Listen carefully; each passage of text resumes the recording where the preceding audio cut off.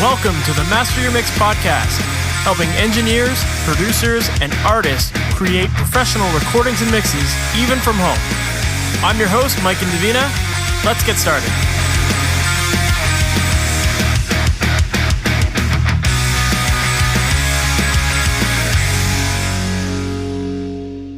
Hey, it's Mike and Davina here, and welcome to the MasterYourMix podcast. Thank you so much for being here with me today. How would you like it if the next time you went to go record one of your songs, you were able to finish it in less time and do it with a lot more confidence, knowing exactly what steps you need to do, in what order should you do them, and if you were able to create results that ultimately you were happy with? Now, in today's episode, I'm going to share with you 3 things that you can do easily in order to improve your audio development skills so that you can achieve these results very, very fast. So lately I've been having a bunch of conversations with students inside of my courses, and I've been finding a similarity in terms of a lot of people's process. And what I see happening a lot is something similar to this. What'll happen is people will write an idea, they'll have a song that they've written, they quickly record their ideas into their computer. Maybe they start to mess around with some sort of mixing. They might use some volume automation, they might use EQ, compression, effects, that kind of stuff. Sometimes people will actually finish the mix, and often people will just leave the mix kind of at an all right stage. It's not a finished mix at all, but they'll just leave it. And then they either revisit these files maybe weeks, months down the road, or they don't do anything with those mixes at all. And then once they get another song idea, they repeat the same process. So what's happening is a lot of times people are leaving these giant gaps between the last time that they mix and the next time that they mix. And the thing is, mixing is like a muscle. I've heard it described like this recently, and I think it's a very accurate way of depicting how we develop our skills as mixers. Mixing is like a muscle. It's like going to the gym, right? So the first time you go to the gym, it's really hard. It's really strenuous on your body. Your muscles feel really, really sore afterwards because they're just not used to that process, right? So you leave the gym, the next couple of days, you're feeling really, really sore. And if you were to take another gap of like a month, let's say, to go back to the gym, the next time you work out, you're going to still feel that exact same pain because your muscles aren't used to this process. They're not warm. They don't know.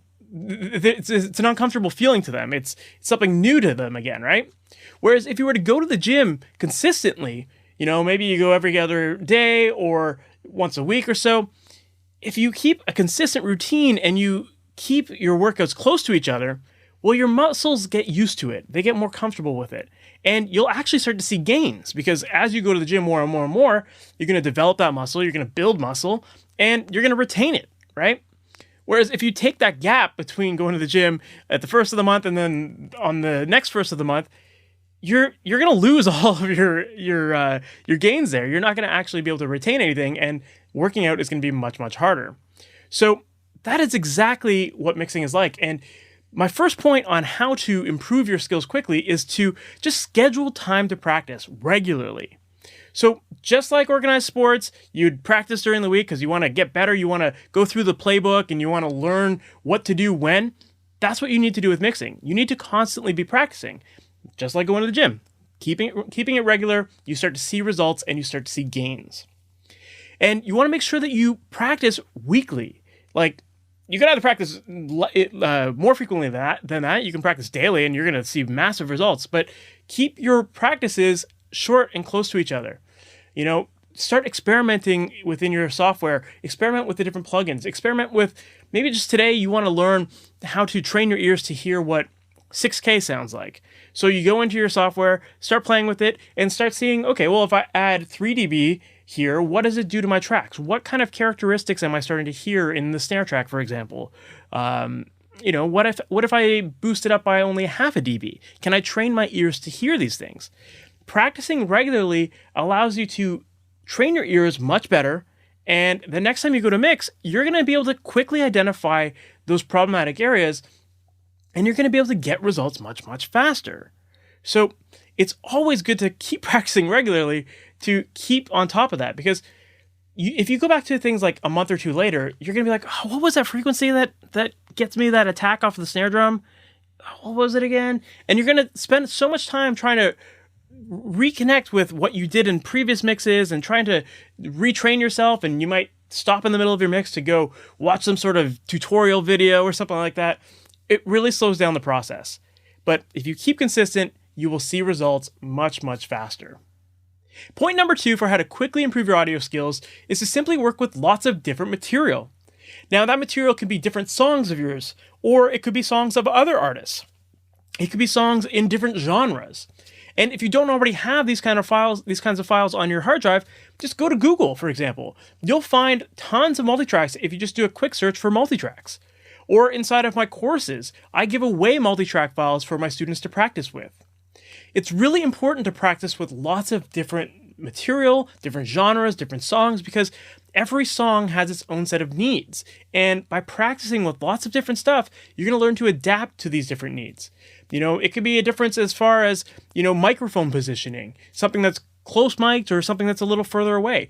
Each of those has its own problems and its own solutions that are necessary. So practicing with lots of material will allow you to quickly identify those things in your tracks and find the solution for them. And if you're practicing regularly, you're going to get much, much faster with identifying these fixes, and it's going to make your mixes go much smoother. It's also very important to practice with lots of different genres. Now, even if you only want to be a rock mixer, for example, it's very beneficial to branch out to other genres and learn how each of those genres has its own requirements. So, for example, in hip-hop music, it's all about the low-ended hip-hop, right? If you can get a massive kick and a massive bass to work clearly together and feel full but not overpowering and stuff, figure out how to make it translate to different speakers. If you can master that in hip-hop, when you take it to the rock genre, it makes it much easier. Or you could do things the other way around. So, for example, one thing that I really like to do in rock music is I like to use distortion on a lot of tracks. So I'll frequently add distortion to vocals just because it's a cool effect. And one of the things that I learned through doing that is that it sometimes makes vocals sound like they're a little more aggressive, like they've got a little bit more attitude. And I've frequently taken that process and applied it to hip hop.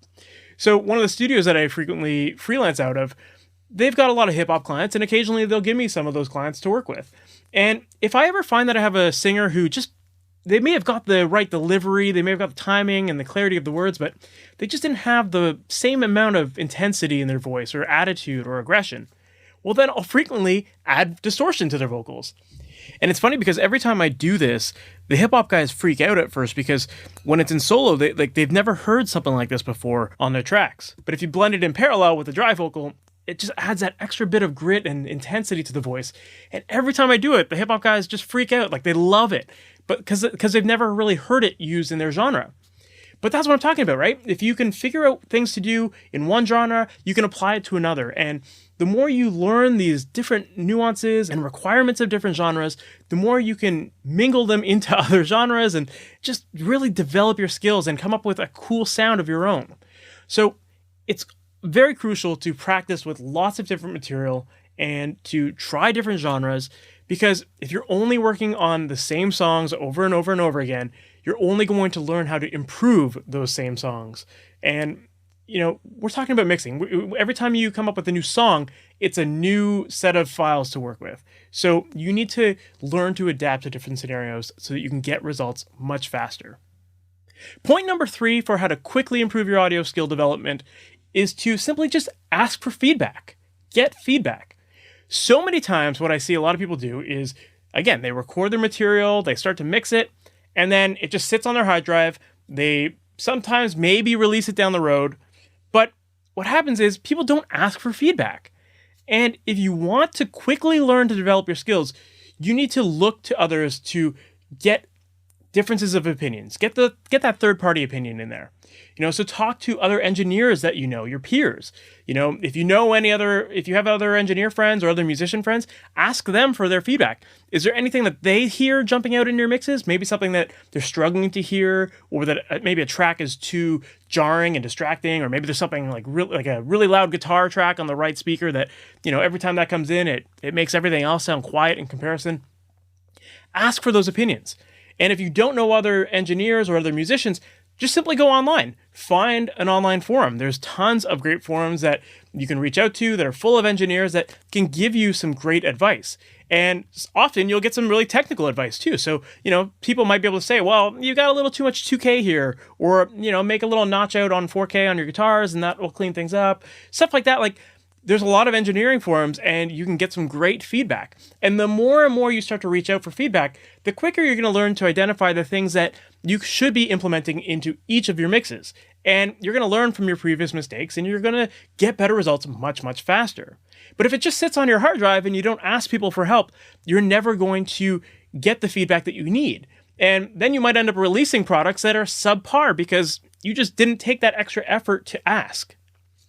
And another point is, in addition to engineers that you should reach out to or musicians, reach out to people who just are non-musicians or who are non-engineers, like the typical fan. Fans are typically not engineers. They don't have that technical background. So ask them for help and ask them to see if things sound right. Just, they're going to start to use language that isn't technical. And that's actually a great thing to also learn, is to be able to take that non-technical language and be able to figure out what that means and how you actually implement it into your mixes. When you're working with bands in the studio, sometimes, those people aren't necessarily engineers. They don't know the frequencies as well as you do. So getting to learn that language and apply it to a technical element, it improves your skills so much faster. Ultimately, in the end, when it comes to non-musicians or non-engineers, fans are people who, that's your target audience. So it needs to sound great for them. Because if it doesn't sound good for a non-technical person, then you've got yourself a big problem. Typically, like engineer people, they get really nitty-gritty. They get go into those fine details, like maybe boost this up half a dB, that kind of stuff. Fans don't care about that. And it's sometimes really refreshing to get that fan opinion because they're going to give you more of a big picture idea. So that's my third point for how to quickly improve your skills, is to just simply ask for feedback and ask for feedback from non-musicians and engineer people. If you do that, you will quickly learn to identify problems in your mixes. And each time you mix, you're going to keep that feedback in the back of your mind, and it's going to help you drastically. So those are my 3 suggestions for ways that you can quickly improve on your mixing development skills. And so that next time you go to record your tracks, you go to mix them, you're going to be able to get results much faster. You're going to know exactly what to do, what to listen for, when to do them, in what order, all that kind of stuff. And you're ultimately going to create results that you are proud of.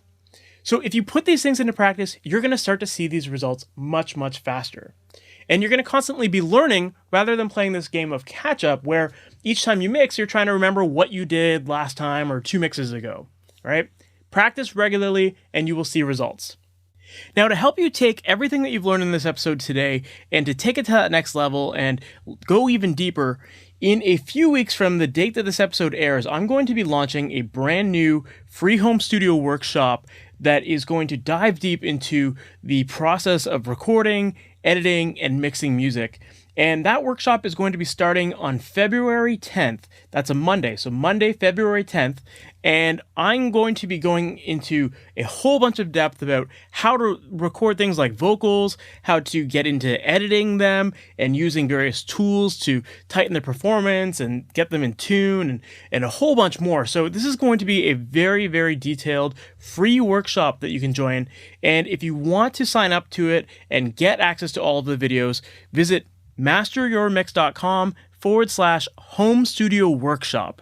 So once again, that's MasterYourMix.com/home studio workshop. And on there, you can sign up and join this workshop. And once the videos are released, I will send you an email letting you know where you can access them. So this is a very valuable training that I think you're going to find very, very helpful and you're going to really enjoy it. So make sure to sign up for it. Once again, MasterYourMix.com/home studio workshop.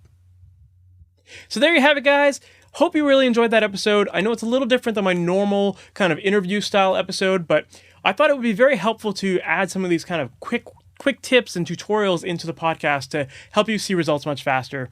Now, if you like this episode, or even if you didn't like this episode, I would love to get your feedback on it. Send me an email at info@masteryourmix.com and let me know your thoughts on it. Or if you have any other suggestions for things that you'd like me to cover, some other topics, or some challenges that you're currently struggling with within your own mixes and productions, let me know, and I will create content designed to help you out. And whether that's a podcast episode, or maybe I can make video tutorials to help you and put those up on YouTube, let me know. But either way, send me an email, info@masteryourmix.com. And that's it for today. We'll talk in the next episode, guys. Take care. Thanks for listening to the Master Your Mix podcast.